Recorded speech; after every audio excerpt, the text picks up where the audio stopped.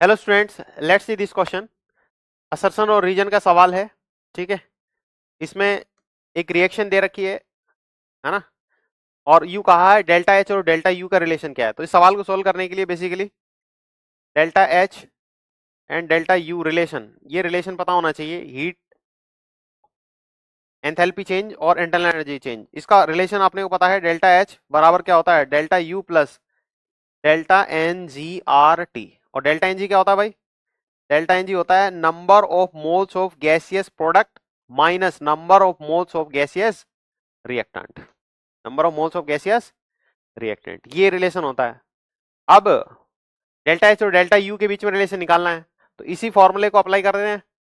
Delta H delta U plus delta N G R T. Delta N G देखो भाई, इस reaction के लिए डेल्टा एन जी क्या होगा, इस रिएक्शन के लिए डेल्टा एन जी होगा delta N G gaseous product. Gaseous product कितना है भाई? एक ही बन रहा है, तो गैसियस प्रोडक्ट एक है, माइनस गैसियस रिएक्टेंट कितना है? एक O2 ही है, ये तो क्या है, सॉलिड है, तो -1। तो क्या हो गया, डेल्टा एनजी की वैल्यू क्या होगी भाई? 0 होगी। और डेल्टा एनजी की वैल्यू 0 हो गई तो आरटी के साथ मल्टीप्लाई करके ये पूरी वैल्यू 0 हो गई। इसका मतलब इस रिएक्शन के लिए डेल्टा एच बराबर डेल्टा यू होना चाहिए।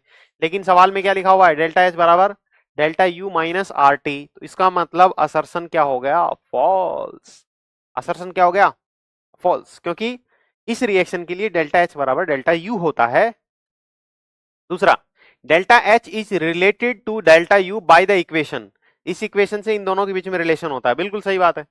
तो रीजन क्या है, ट्रू है। तो असर्शन फॉल्स है और रीजन क्या है, ट्रू है। असर्शन फॉल्स है, असर्शन फॉल्स है और रीजन क्या है, ट्रू है। इसका मतलब option D is the correct choice.